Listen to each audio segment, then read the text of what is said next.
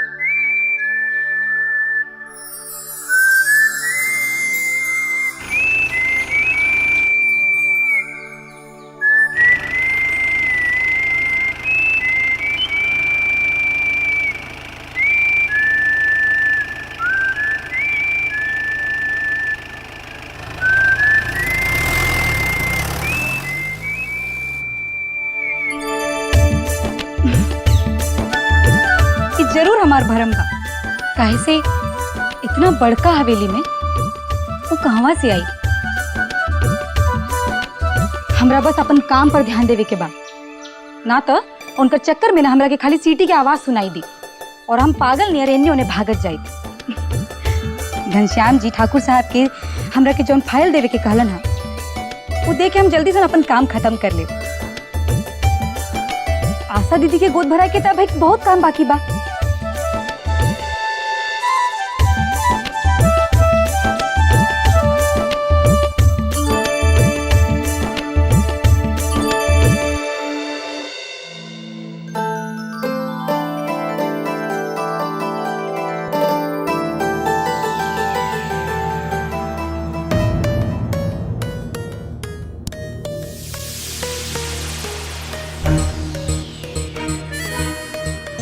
लड़की यही जगह करत बाड़ू तू? का बाकी हम ई कटोरी में घी निकाले तनी। केकरा से पूछ के तू इकुल करत बाड़ू? उ जे ई हवेली में काम करेली, उ हमरा के कहले रहली कि ई कटोरी में के इमरती इमरती के तू हवेली के मालकिन समझ लेले बाड़ू?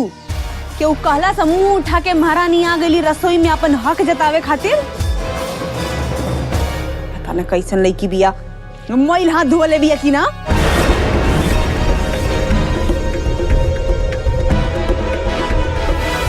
का कहलो? कुछ ना।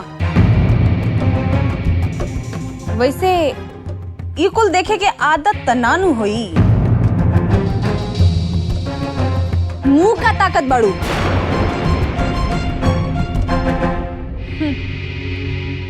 ऐसे पहले ई कुल त ना देख ले होखबू तू। वैसे तनी खातिर घी आ तेल त चांदी सोना के बराबर होखी ना? पता बा ए हवेली में घी तेल के नदी बहेला, नदी। तभी तो दोनों बहन एजा आ गइल बाड़ू सन। देखा दीदी, हमनी के भी कौनो मान मर्यादा बा। रउआ ऐसन बात ना करी।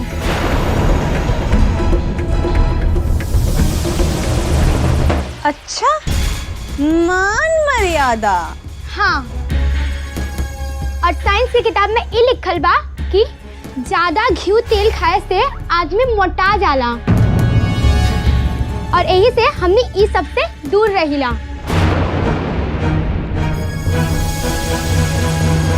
अरे सुमन बिटिया, कहवा बाड़ू?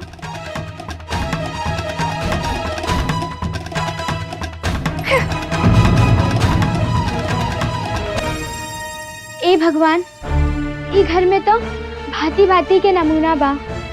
पता नहीं आशा दीदी कैसे रहेली।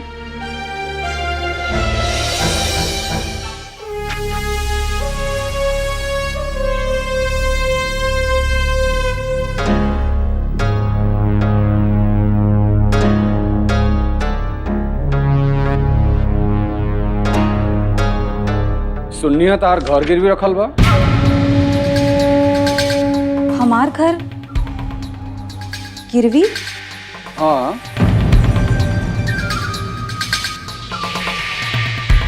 तहार घर जन गिरवी पड़ल बा, ओकरा छोड़ावे खातिर का सोचलू?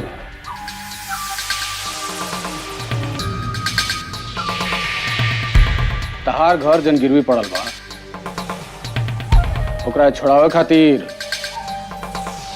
का सोचलू?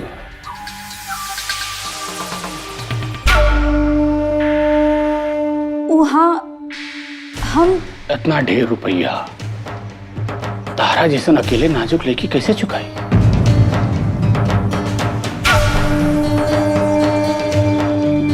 रउआ कैसे जाने ली कुल कि हमने के घर गिरवी रखल बा?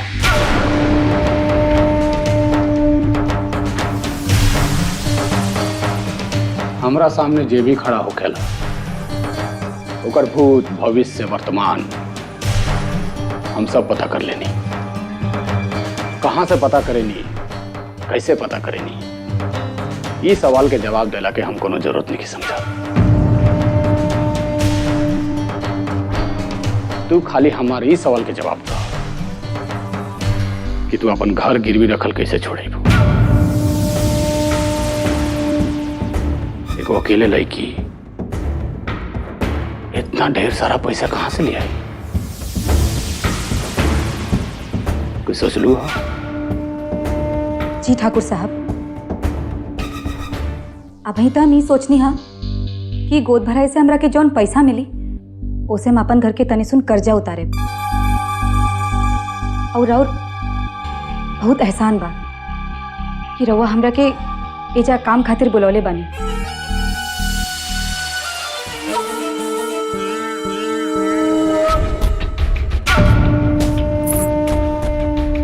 राहुल बहुत बहुत उपकार बा।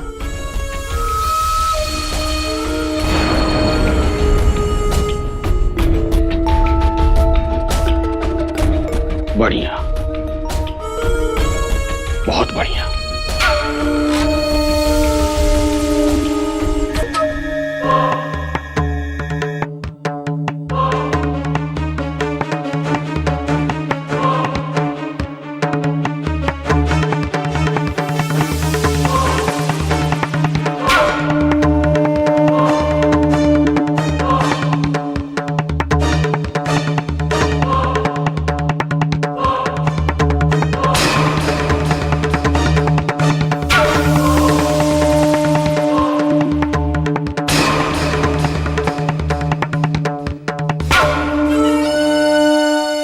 ये हवेली में आवत रहबू तो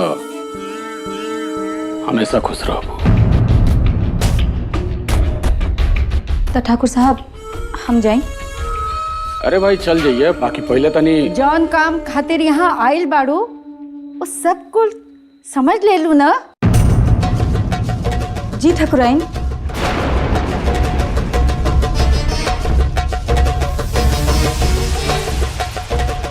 तो जा और जाकर आपन काम करा। जी। और सुना, दरवाजा तनी भेड़ दा। जी।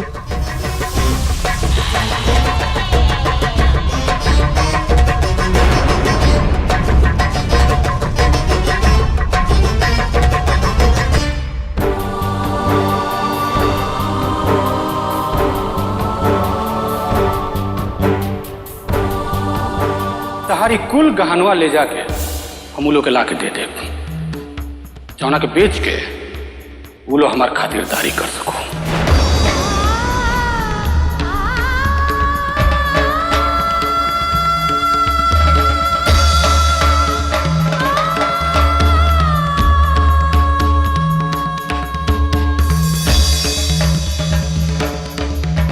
अपन ससुरारी जरूर जाए, लेकिन जनतरू कब जाए?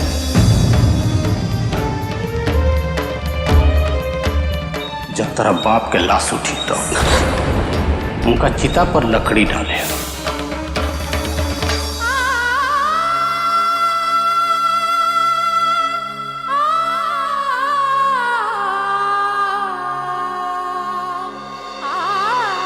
हे भगवान, क्या करे जाता नहीं हम।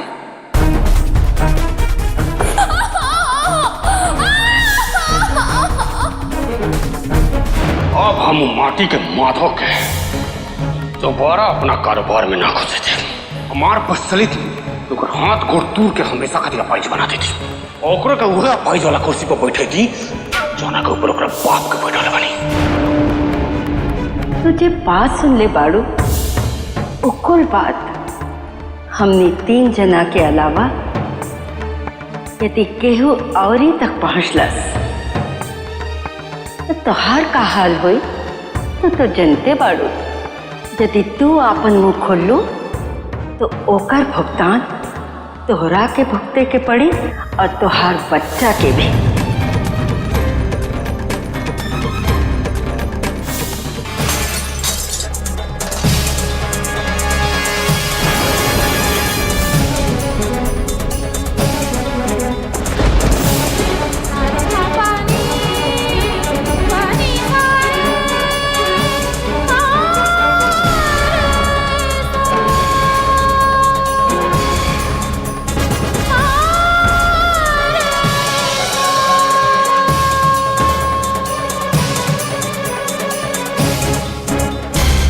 टेंशन से बीपी बढ़ेला, इनकरा समझावा कि ढेर टेंशन ना लें।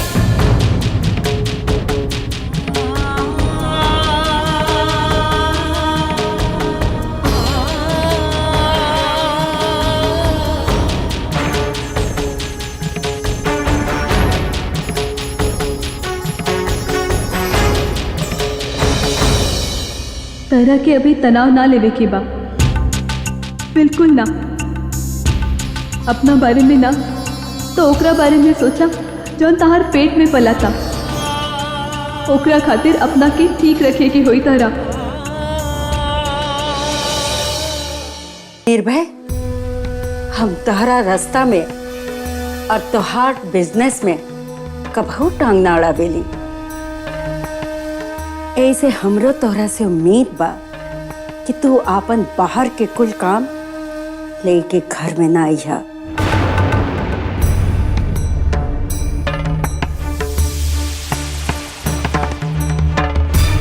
हमार बात पूछत पाड़ा कि ना?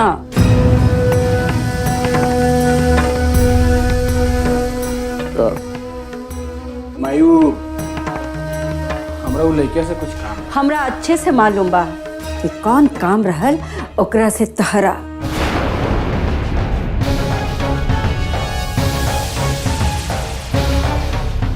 एक तो तोहार मेहरारू पहलिए से हमरा के बहुत खुशी देता। अब तू हमरा के ढेर खुशी देवे का कोशिश मत करा। आज डॉक्टर आयल रहेल, वो कहत रहे कि आशा के बीपी बहुत बढ़ गए बा। ऐसन हालत में ओकर ज्यादा देखभाल करे के जरूरत बा।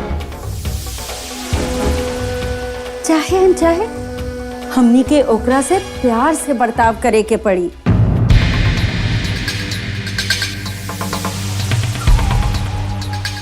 अब तहरा ध्यान ई बखत खाली आशा पे रहे तो बहुत अच्छा होई,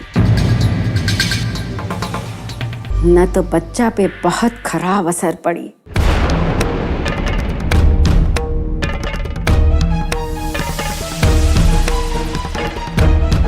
बाकी माई, अब ढेर बहस करे के कोनो जरूरत नहीं के निर्भय।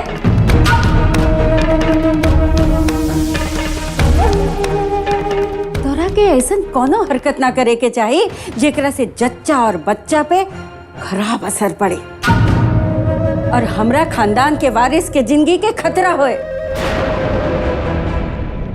कुछ बुझाइल? अरे वो खाली तोहार बच्चा ना हो, उ हमनी के उ वारिस बा जे ई जायदाद दिलाई। जायदाद हमरो उम्मीद बा कि तोहरा के हमार बात समझ में आ गई होगी। हाँ मैं तू ठीक कहता रहूं।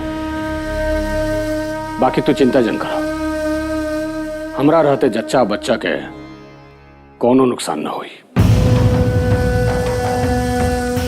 तू फिक्र मत करा। ठीक बा,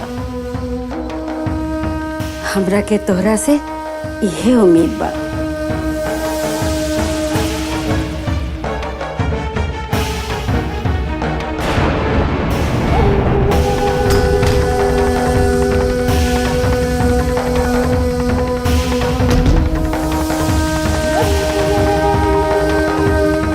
घनश्यामुआ से कह के उ लइकिया के दूसर कोठी में बुला ले, काहे कि यदि हम गोद भराई खत्म होके के इंतजार करब तो कहीं उ चिड़ैया पिंजरा से उड़ ना जाए। ना ना, हमरा के अपन ई सब काम गोद भराई के पहले ही निपटावे के होई।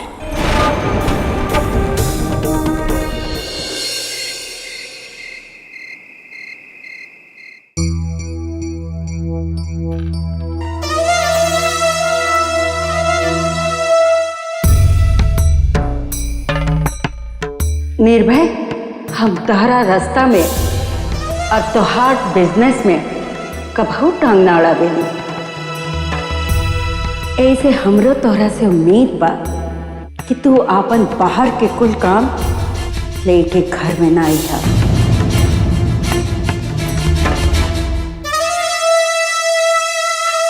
पिंजरा पिंजरे होला, चाहे वो सोने का काहे ना हो। और यदि हमरा के केहू पिंजरा में बंद करे की कोशिश करी नू तो बहुते पछताई। काहे से पिंजरा में तोड़ के ना हम भाग जाए।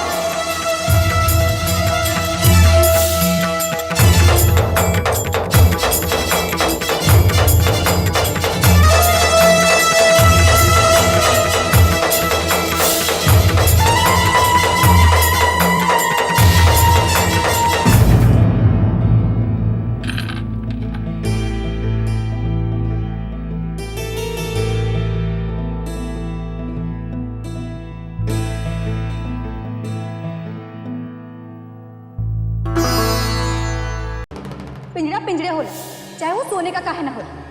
और यदि हमरा के केहू पिंजरा में बंद करे की कोशिश करी नू तो वो बहुते पछताई। काहे से पिंजरा में तोड़ के ना हम भाग जाए।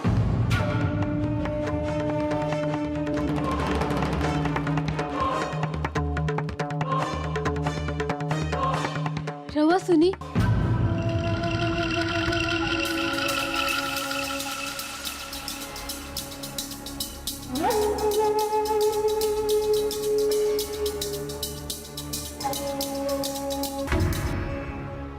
रवा कहीं जात बनी।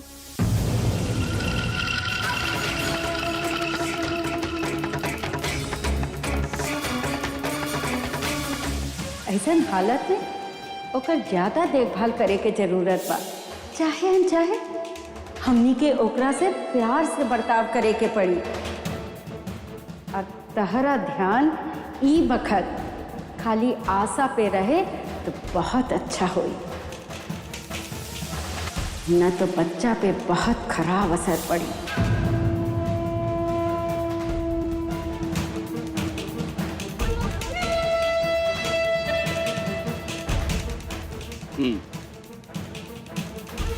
कुछ जरूरी काम बा। रुकी रवा।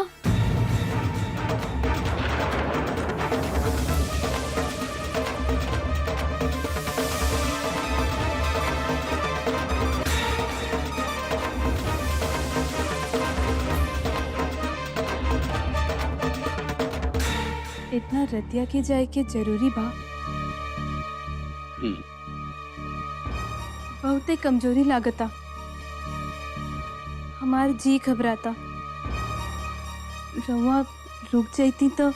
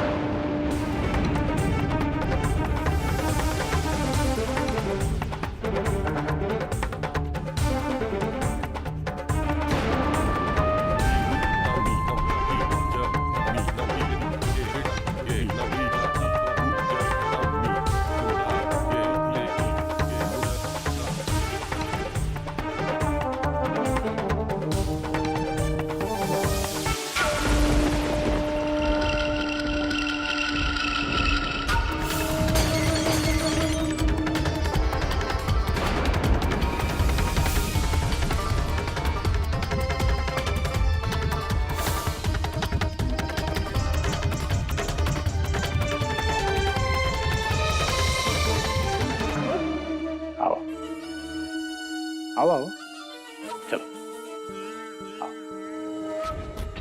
बैठा बैठा भाई, बैठा, बैठे बैठे, आराम से आराम से।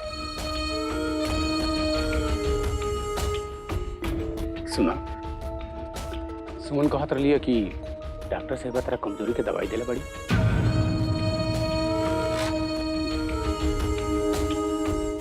उनमें से गोली खा लो, आराम से सुन जा। तारा इसमें आराम की सख्त जरूरत बा। देखा, तू आराम करबू न तो हमरा बच्चा के भी आराम मिली, बुझाइल? बढ़िया, बहुत बढ़िया। रुको रुको, हम तरह के अपना हाथ से दवाई किया है।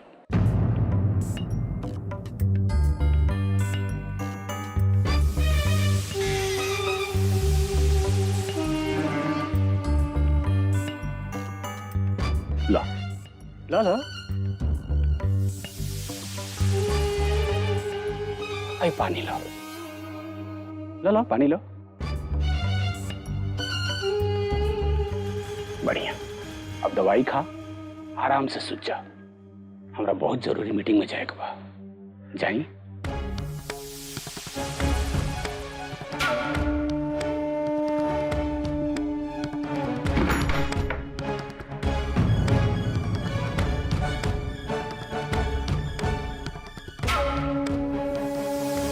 बेवकूफ औरत।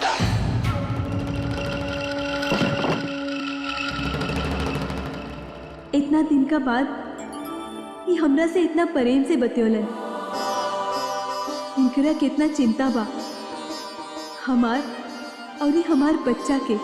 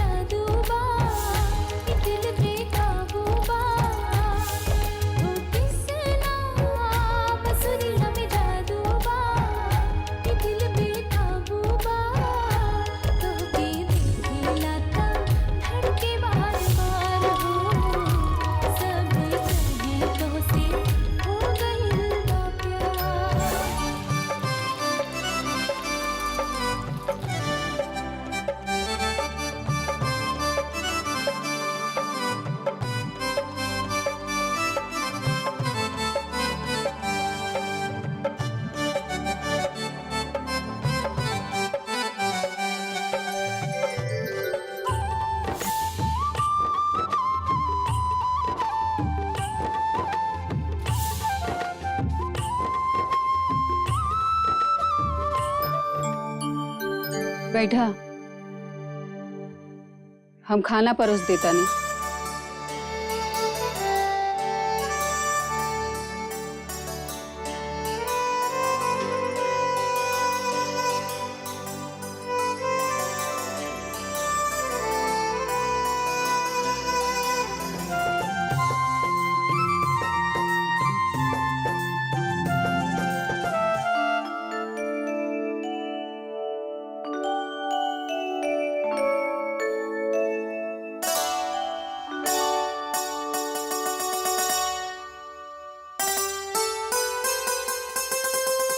का बात बा बबुआ, आज बहुत गुमसुम बाड़ा, कुछ बात भइल का? हमरे को काम में जाए के बा 1-2 रोज में, तब हमने के सब कुल के बाद मिलल जा सकेला। ए बबुआ, बोलत काहे नहीं कहो? कुछ बात बा का? रोज संध्या के जब तू आवेला तो एकदम खिलल खिलल रहेला, बाकी आज एकदम में गुमसुम बाड़ा। कुछ गड़बड़ भइल का भइल? बोलत काहे नहीं खन? बोला ना, का भइल? अच्छा चला, अब हमार मुंह ना ताका, खाना खा ले।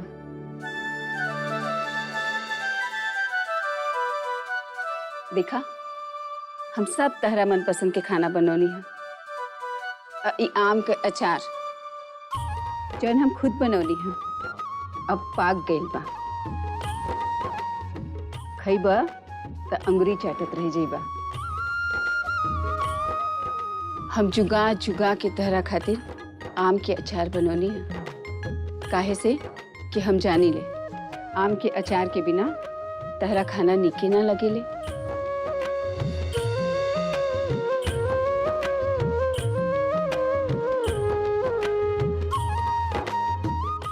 एक दिन वो लड़किया से ना मिली तो ओकर ध्यान हमरा बार बार आवता।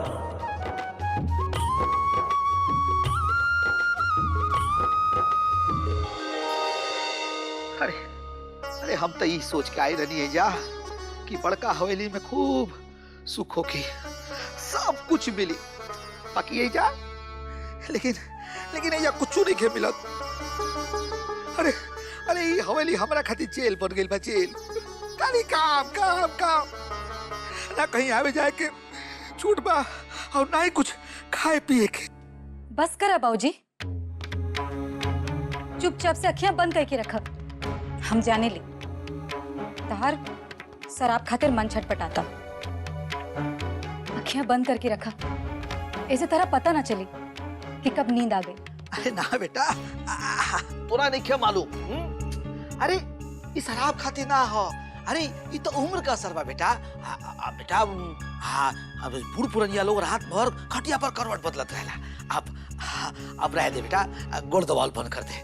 कब तक गोड़ दबावत रहे हैं? जा बेटा आराम करो, तोहरा बहुत काम बा। हाँ जा, हम तनी जाता नहीं, हमारा के जाए दे बाहर तनी।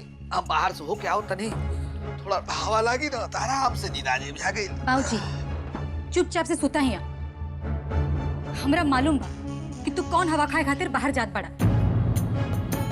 बाबूजी हमने की दोनों बहन मिलके कितना मुश्किल से तहारी शराब की आदत छुड़ानी है, और तू फिर वो आदत के पकड़े जात पड़ा ना बाबूजी। और ही ना,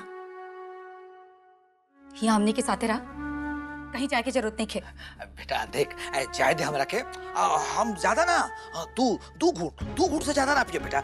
हम जैसे जाए वैसे ही आ जाए बेटा। ना बाबूजी, बेटा बाबूजी हम हाथ जोड़ता नहीं बाबूजी, बैठ जाए यहाँ। बाबूजी मत भूली कि हमने के दूसर के घर पर है। हरा मालूम बा घनश्याम जी तारा खातिर पान मंगोनी है। बस कुसुमिया आते हुई है पान लेके। पान से कहा दीदी लो आइए गई। बाबूजी ये लो पान खा ला, इसे तार सब बेचैनी दूर हो जाए।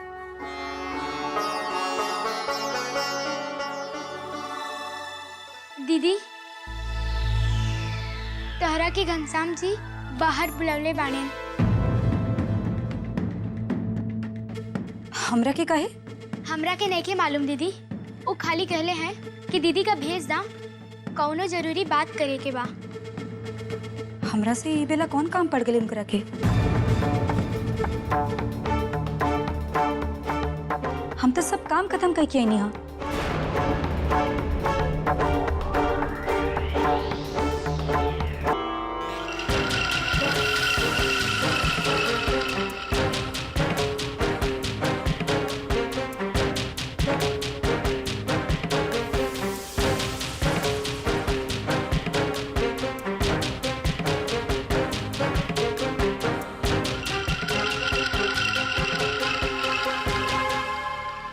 का बात बा घनश्याम जी, कोनो काम रह गल बा का हमरा से?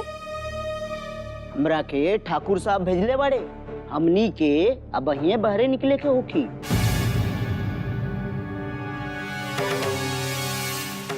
ई बेरा काहे ऐसन कौन काम पड़ गई? का है ना कि सरकार ये चाहताड़ी कि जौन तोहार घर गिरवी रखल बानू वो जल्दी से जल्दी छूट जाए।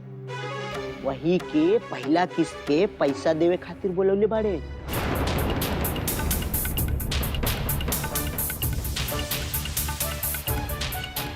वो बात ठीक बा, बाकी अभी ई रतिया के बेरा का है?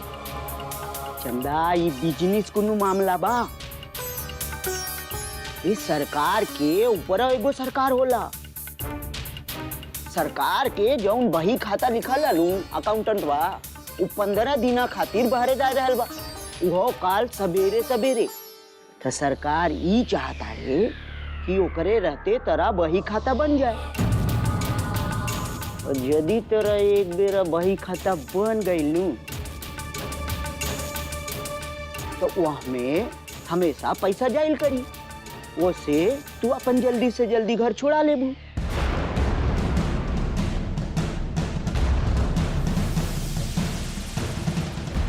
ई तो हमारे ठाकुर साहब के दरिया दिली बा, जे छोटा मोटा मनई खातिर भी 100 में से 98% सोचले ना। तो आज के तारीख में केहू बड़ मनई छोट मोट मनई के बारे में सोचला नहीं नू। गर्दनिया कटा ले पर झूठ ना बोलकता रास्ते। तो का हम यहाँ सब काम खत्म करके ठाकुर साहब से पैसा ना ले सकेले? माने कि ई बेरा काल है ना? काल है? अरे काल करे सो आज, आज करे सो अब। पल में परलय होएगी, बहुरी करेगी कब? अरे चंदा ये बिजनेस नु है भाई, तेरा समझ में ना आवत है। अरे चंदा सरकार तोहरा के इतना सुनहरा मौका देले बाड़े, ये सुनहरा मौका तोरा के दोबारा ना मिली। एका लपकला पकड़ ला। अरे ये मौका तेरा हाथ से जाए ना पाए ना। तो तू गा के अता थैया कह के अकेले दम पे अपन मकान ना छोड़ा पैबू। समझा चंदा समझा, ये बिजनेस नु है भाई। अरे बही खाता बनी, ओमा लिखाई कि तरह के कितना पैसा दिया इल बा। ओकरा खातिर अकाउंटेंट बा के रहल बहुत जरूरी बानू। ठाकुर साहब तारा इंतजार कर रहल बाड़े, उनकरा के औरी इंतजार मत करावा चंदा। चला हमरे साथे चला और अपन जिंदगी बदलला। देखा दिन भर काम में उझराइल रहा ना, थक गई लोखबू। वही जा चला, जब भाई पैसा देखबू ना तो तोरा सब थकाई मिट जाए। चला चंदा चला। अरे सोचा जी तहार बाबूजी आपन ही घर हमारा लगे गिरवी रखले बड़ा। 15,000 रुपया। हम जाने ली कि मूलधन चुकाए के औकात तेकर कबहू ना होई, यही से ब्याज के पैसा हम ना दे। और भैया ब्याजों के पैसा ना देबा, ये घर जो हमारा लगे गिरवी रखले बाड़ा, अरे हम पे तरस खा के हमारा के देता।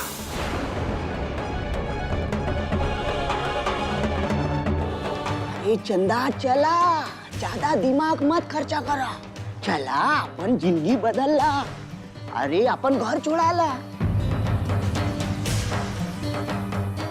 ज्यादा सोचा मत ना तो गाड़ी छूट जाई। चला ये घर जो हमारा लगे गिरवी रखले बाड़ा, अरे हम पे तरस खा के हमारा के देता।